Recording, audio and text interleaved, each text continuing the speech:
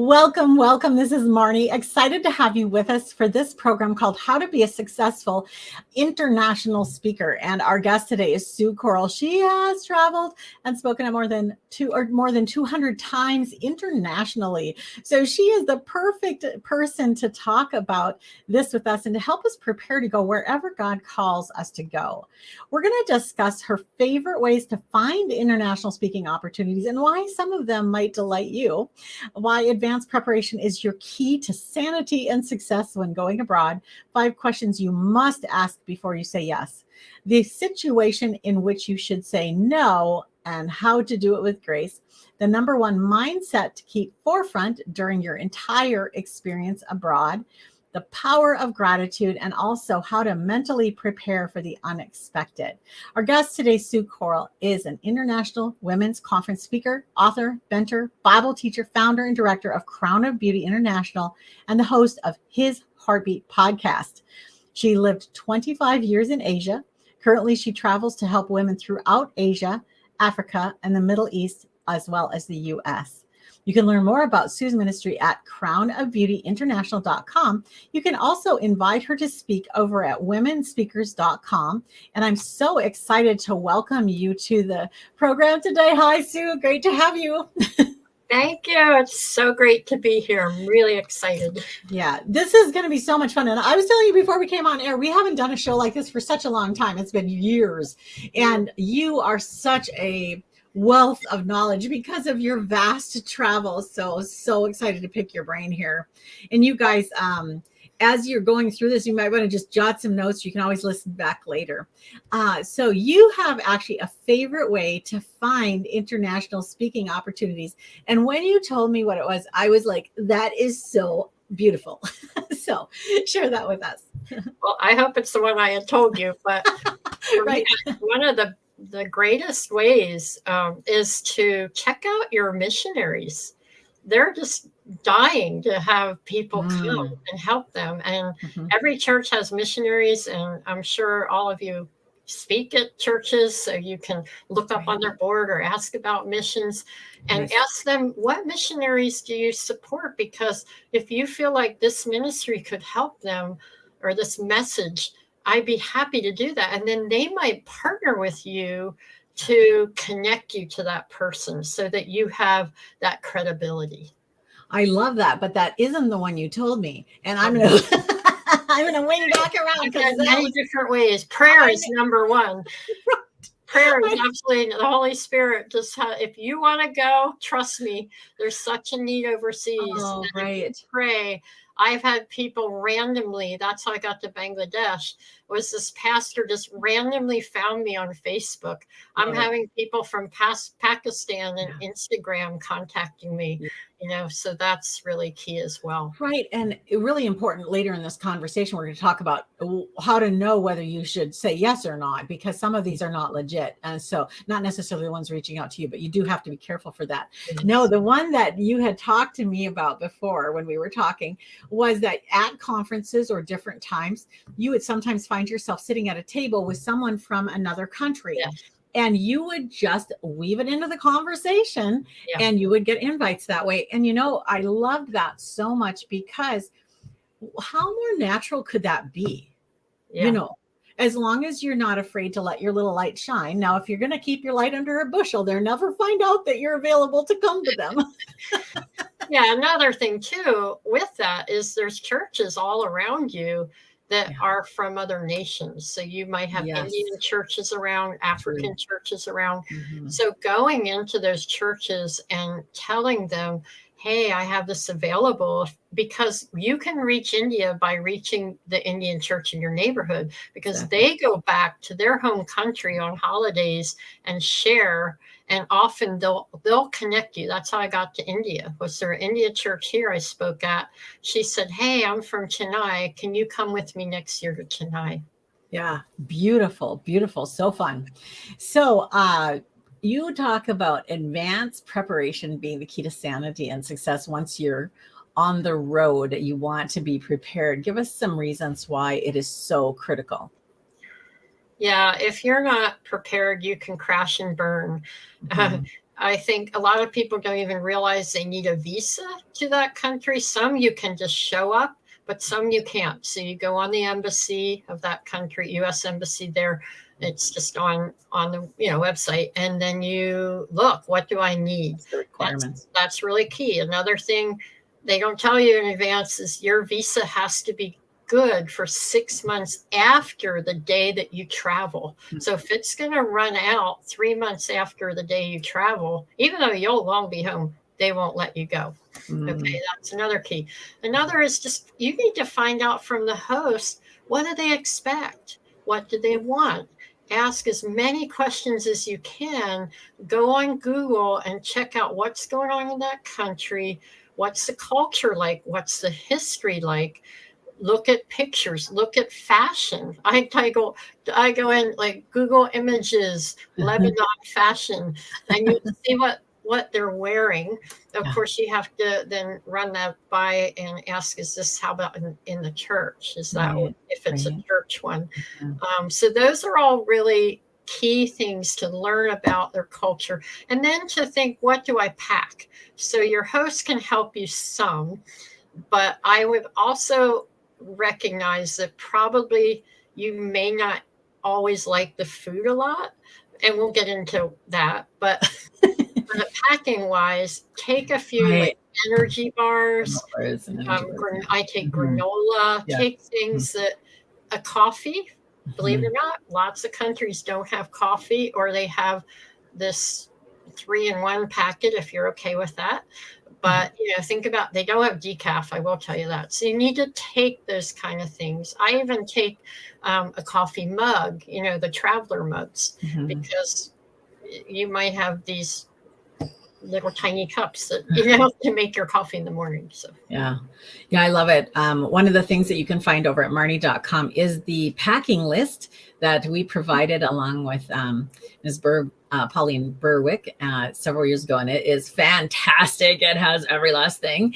And then also I like to, before I go, ask them what they're expecting of me, but then also I like to set parameters. And you have to remember, I like especially in Africa, we say when you're in Africa, you're in Africa, this is Africa. And you just say that over and over again, but this is Africa, but this is Africa, right? But it is really important to wherever you're going to not stretch yourself too thin. And so if they're saying, well, what we'd like to do is we'd like to leave at 5 every morning. We're going to go out into the bush, and then we're going to get back about midnight or so, because that's really going to be, you're going to leave you're going to be ready at 5, and then you're going to leave about 8. And then you're going to get back maybe 2, 3 in the morning. And then the next morning you're going to be ready at 5 again, but they aren't going to pick you up until 10. And so you really have to look at it and say, what's reasonable for me? And like for me, I can't do that. I can't do that day after day. So I just, for me personally, I'm available mornings and evenings, and in the afternoon, I need some time to rest and prepare. And I say it that way, but mostly I'm resting. So I'm prepared in advance. So I love that. And thinking ahead to some of these things is really important. The other thing I was going to mention about the clothing is to ask if they expect you to wear a dress every time. And then think about their dresses, not our dresses. Like it shouldn't be a high short skirt or whatever. Think really modest, and then prepare to have them dress you up, because that frequently happens. Does that happen to you too, Sue? They want to dress you in their native garb and have you look like they look. They bring out clothes and you just put them on. Yeah, I hope that you would be open to that. Yeah. It goes a long way. It's really means much. And if you ever think you'll go back, like I'm now committed to these 5 nations, I, even after when I'm there, I buy clothes so that next time I have more. And I've actually been given clothes while I'm there as well. They just, they'll have their seamstress come and measure you and get the whole outfit. It may not fit. It still may not fit. So true. That's funny. So what are the 5 questions that you feel like we have to ask before we say yes to an international invite? Oh boy. Well, I think that you should make sure that follow through, like how did they find out about you? Who are they? And that might mean going on a Facebook page and trying to find out. It might mean trying to research the organization or the church that they represent, or ask them, how did you find out about me? And check out that person, because you're right, there can be some terrible surprises otherwise, and even scams and that kind of thing. So that's critical. Yeah, I know at womenspeakers.com, we get international invites very frequently for our speakers, and we have them fill out an intake form before we match the lead. And that intake form covers things like, have you ever done this before? When you did it, how many people showed up? You know, do you have a budget for this? Who were some of your past speakers? Those are some of the kind of questions that we like to know before and we, of course, learned from hard experience that we're trying to save you from having to do yourself. You know, one of our speakers, she came home safely, but it was a pretty rough trip because they had no idea. She had no idea what they expected, and they had no idea what she expected. And so the communication was just real rough. And so we just wanted to make sure that that doesn't happen to speakers again as they go. And it is so important to make sure it's legit. And you guys, we at womenspeakers.com, we don't ever have scams anymore because we visually vet every single invite that comes through. But sometimes they find your name and links over at womenspeakers.com. They go directly to your contact form. They say, I found you at womenspeakers.com. If it doesn't come through us, it hasn't been vetted. So just know you have to do your own vetting if it's coming directly to your own inbox. Yeah, that's really good to know. And you also need to think through what's your own mission? What's your mission statement? What's important to you? So I definitely don't say yes to everybody by any means. And in fact, I just talked to an Indian woman, and what I found out is that there's so many speakers that come to that city. It's crazy. And I'm thinking, I just said to her, I go, I love you, but I'm not going to put out all that time and money because we go to poor areas. We pay for the people. If you already have like all these speakers coming in, but I'm happy to go if you have contacts into places that are more unreached. Now, some people wouldn't care about that. Maybe what you want is a bigger audience, you know, then you have to find out that. Do you want to do nonprofit? Do you want to do the church? You know, do you want to do educational type of thing? And is that to help your business? I mean, you need to figure that, is this really going to profit you? Or in my case, I'm not trying to make a profit. I'm trying to reach out to really impoverished people. But sometimes, I mean, they'll then set me up in this ritzy church, you know, with 5,000 people or 10,000 people. And sure, it's flattering, but that's not my mission. You know, so you just need to figure that out too. I know for me, my mission is always about collaboration. So I'm always asking them, so who do you work with while you're there? You know, do you work with the Joyce Myers organization or, you know, the Angel Houses or whatever? You know, want to find out if it aligns with your mission and your vision. Why are you really going? I love that. That should be the key with Jesus, is to sit down. Why do you want to go internationally? What would be your motivation for that? Yeah. And once again, I'm just going to keep saying it, and then pray. Don't ever say yes. No, I mean, don't say yes before you pray. I mean, I'm sure all of you are at a place in your lives where you do pray and you do hear from the Lord. And if you're getting just a funny check in your spirit, then don't do it. I had a speaker call me one day, and she said, I wondered about this particular invite, and she sent it over to me, and I said, absolutely a spam. It is a scam. It is not good. Don't go. And she said, you know, I was just ready to send the final documentation. And she said, I had this thought, I should just run this by somebody who would know. And if, like you said, I always ask God, give me green lights or give me red flags. And that's in my spirit. If I have a red flag, man, I don't go running through that. I don't go running there. Yeah. Right. It's his protection for us. Yeah.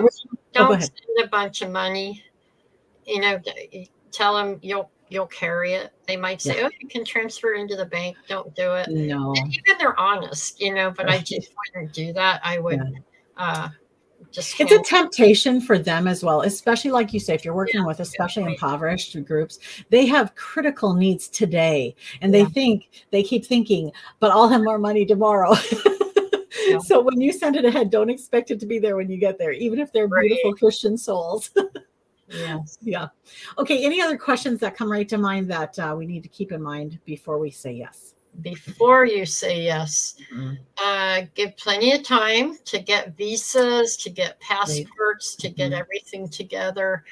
And I think just really pummel a lot of questions of what do you expect? What are you hoping to get from me? What do you hope to happen in the people that hear this? And even ask, how are you getting people there? Who's your audience? Right. Yeah. Crazy. I remember the first time I went to Kenya, and I was in an especially poor, impoverished area, and this little box truck thing pulled in, and I was curious about it, but I was talking to people, so I was kind of watching out of the corner of my eye. And they opened up a side panel, and they opened up the back door, and women started pouring out of that closed-in box truck, and they transported dozens of women in that crammed space. It was just unbelievable to me. So, your expectations when we go, we think, oh, it'll be a little different than here. It may be so different. Yeah. And those ladies, when they fell asleep during my program, I didn't worry about it because they had no sleep for that whole transportation. They were exhausted. So they would wake up and take in what they could, and then they'd fall back asleep just because they couldn't stay awake. So I think, our expectations have to be totally different when we're traveling abroad. And we're going to talk about that in a moment too. But what is a situation that you should definitely say no to, but do it with grace? Like I said, you're not 100% sure if it's legitimate, if it's a scam. Sometimes you just can't tell. So better safe than sorry, I would say. Yeah. Yeah. And I think for me, another definite no is when I have any kind of pause, even if it's not about the legitimacy of the offer. Like you said, if it doesn't align with your mission vision and you have some kind of a pause, then just know that's probably God saying, not this time. I'll take you somewhere else some other time. And how do you do that with grace? How do you actually do it with grace? Well, if I think I might do it another time, then I just say, wow, I just really can't even believe you're asking me. This is so awesome. I really, really appreciate this. I would love to come. The timing doesn't work for me. So let's just figure out when we can do it. But if you really are like, this is not for me, I appreciate when people have said, hey, try Sue Corl because it doesn't meet. Like one friend of mine, she charges a lot, and it was a little church here in the US and they couldn't do that. But she told them about me, and so I think that's really sweet. If you really think it might fit another speaker else, then you could recommend them after you ask that person, of course. Sure. Right. Exactly. Don't give out anybody's contact information. Right. Yeah.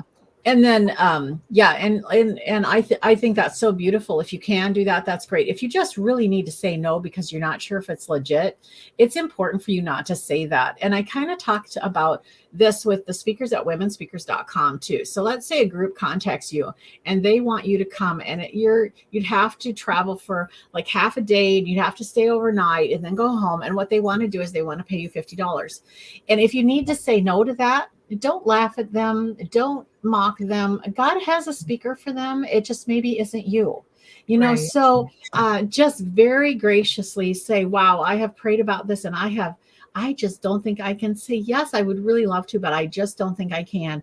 And let God take them forward, because for all you know, they might be legit, even if they're coming across to you as, a little scammy or something. So don't slam them to the ground. Just let God take care of it and you move forward.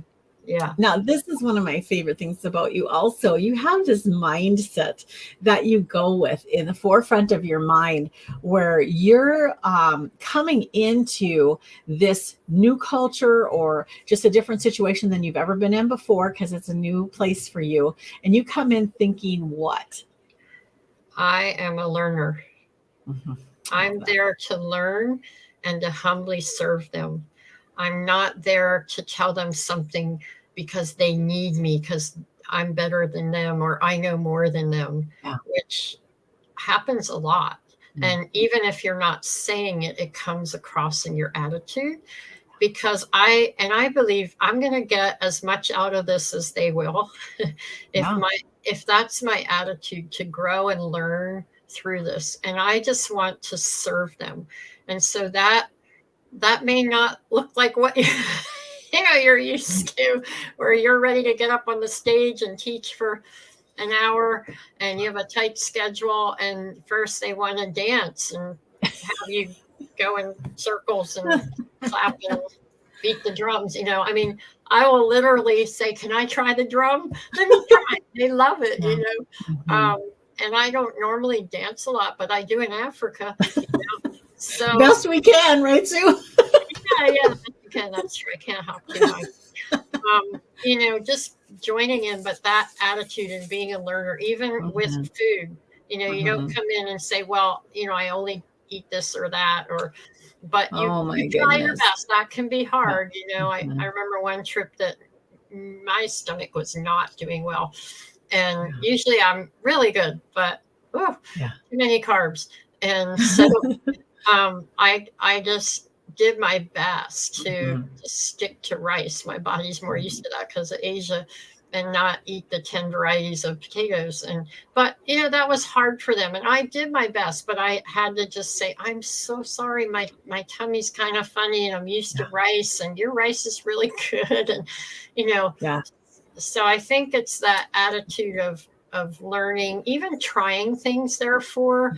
I mean, I didn't really want to eat goat, honestly. I didn't want to eat a grasshopper, but I did it. I didn't eat 5 or 10 grasshoppers. That was a little, I just said, okay, I'm going to try one. And they loved it. They all, whatever. But they don't make you eat more if you at least will try. Yeah. That's important. I know my favorite, and I actually could do it, which just amazed me, was in the Philippines, French fried fish. And what it is it's served like French fries, but they're little teeny like minnow fish that are fried. Okay. Yeah. And they just want you to eat them like a French fry. And it's like your brain just goes, I don't think I can do that. But if I would just put it in my mouth and say, thank you, Jesus, I can get it down. As long as you do one, they're usually okay with it. And you don't say, oh, that was awful, Right. But you can say, well, it's different for me. I think one's good, but you don't say it was horrible. You just say it's different, which is the other biggie thing to say. It's not wrong. It's different. Oh, yes. Right. Whole mentality. We all learn that to go on the mission field. Right. It's not wrong. It's different. And that means you don't act or say, this is just wrong. Yeah. Now, it's nice when you have a travel partner. That is a recommendation. If at all possible, I don't recommend that you go alone, but to actually go with somebody that when you go back to your room, if it's not bugged or whatever, you can quietly say, okay, how about that grasshopper? Or how about little fish? And whatever it is that's challenging, it's helpful if you have somebody with you, not in their presence, but when you're alone. Yeah. I know a lot of you know that I have gone around the world by myself, and I too recommend that you go with someone if at all possible. There's so many advantages to have someone with you. And, some of the mission organizations we're involved with, they will never let you go alone, because if you get sick or in a hospital or something, then there's no one to advocate for you. That's a number one reason, just the safety and precaution of having two. Yeah. But when I go alone, then I just remember I have Jesus with me, and I can go in my room and say, what about those French fries? Or you might text a friend back home. Yeah. Good. Well, that's so cool. Oh, I wanted one more thing before we move on. Regarding food when you're abroad, remember you have to drink only boiled water. You do not want to ever even touch your toothbrush to the running water there, or you will most likely get Montezuma's revenge, and that will take you out of ministry for a day to 3 days or longer. And plus, it's just plain miserable. So don't do that. And then the other thing we learned as we went several places is to just bring our own fork and spoon in our packs with us, and then to have sanitary wipes so that we actually clean our own silverware. It is less offensive to them than cleaning their silverware before you use it. But their silverware for sure was washed in their water. And so that was how I got sick one time. I was like, how could I possibly have gotten sick? But that was it. It was just the silverware. So we're doing everything we can to stay healthy and able to minister to people while honoring their great sacrifices that they made to host us. And that's the key. It's just to, with that, I'm not a good sleeper. In another bed is not a happy moment for me. So I have found that a little tiny pillow goes a long way for me. Huge. And that takes up room in my suitcase. So there might be things that you need. Usually overseas, they don't have top sheets. Very few countries have top sheets. In fact, I don't even know another country. But anyway, so if that's important to you, then bring one. So those little things can make a huge difference for sleep. Yeah. And I know for me, what I tend to do when I'm traveling is I take like a coat or a jacket and I stuff it into the pillowcase that they've provided as a pillow. That's the right height for whatever kind of bed I'm on too. And I'm with you too. The pillows seem to never work when you're traveling abroad. I don't know why, but okay, let's talk about gratitude. And this is an interesting thing to bring into a conversation about traveling abroad, but it is really important. Yeah, for sure. I mean, it's God who has called you to go. Yeah. So we want to give thanks for all things, going back to Philippians, and that he has a purpose in it all. And when I have a thankful attitude, I actually, on his heartbeat on Thanksgiving, I actually have a whole podcast, his heartbeat podcast on this, but how it even impacts your brain. It does, yeah. If I'm giving thanks, then I'm releasing positive hormones that are bringing me joy and happiness. And that's pretty important because you're already challenged. You know what I mean? So if you're whining and complaining, that's sending messages to your brain that releases more problems. Okay. So I think that's part of it. Also, just, God is glorified when we give thanks. And it also comes across in your attitude. So I think what I really like to do is think of every possible thing that I can thank them for. Yeah. So I thank the driver, absolutely. And so it's so funny because I have this one driver, he's so sweet in Africa, but he opened up the back and just stand there. And we had to lug all these big suitcases. And I just turned to him and I looked at him. I said, Fred, okay, I'm a married woman, and in my culture, and my husband, he would always carry my suitcase because I don't have a great back. Would you mind doing that for me? And he's like, oh, and you got kind of embarrassed, but I didn't say, what? You should be doing it. Again, because I'm going to serve, So I said it in great appreciation. And as soon as he did, I'm like, oh, thank you so much. That really, really helped me. You just don't know. And then he carried everything after that. And I think it was good. I mean, I think he should do it for his ladies there too, It's not a cultural thing, but so I think giving thanks, even thanking them for food they offer, thanking them that they went out of their way to get a specialty thing for you. Yes. All the work that they put into it, getting people there and arranging everything, even if it's horrible. I mean, it's tough, right? Like we had a room that the windows weren't blocked off at all, no screens. Right. And so that night I couldn't sleep. I must have killed 200 mosquitoes. I had a zapper. They went out and got me one, and I couldn't say, oh, thank you for all the, but I just said, I am so sorry, but I could not sleep. Is there any way, a hotel nearby, anything? I want to stay with everybody, but I just cannot. And they found another room. And then I thanked them for that. And then they were embarrassed and they felt bad. So I just went out of my way to say, you know what, but no, you didn't know. And you were so sweet to work so hard to get a better circumstance for me. Thank you. Rather than dwelling on now when I came home. To process a little. Yeah. That's great. No, that brings up another point too. And when you do need to stand up for something, do it with so much apology. Yes. Be gracious to all the preparations they've made. They have no idea what you're used to at home, and nor should you demand what you have at home. However, if you simply are not going to be able to keep doing ministry if you don't get sleep, or if you're covered head to toe with spider bites or whatever it is, you need to ask for accommodation, but doing it so graciously and always, like you say, with gratitude for everything they've prepared, because so many times they have really sacrificed to give you what they gave you. And to them, what you have is you have the very most posh thing they can imagine. Yeah, right. That's right. Being careful that way. So how do you mentally prepare for the unexpected? You expect the unexpected. Okay. So I wrote out a little bit of a list about that. That, things aren't, your schedule is not what you decided together to do. Yes. The road conditions are not going to be what you expected. They're going to most likely be horrible traffic. And you're thinking, oh, I'm from LA. That's nothing. And I'm like, no, it's probably the roads are not good.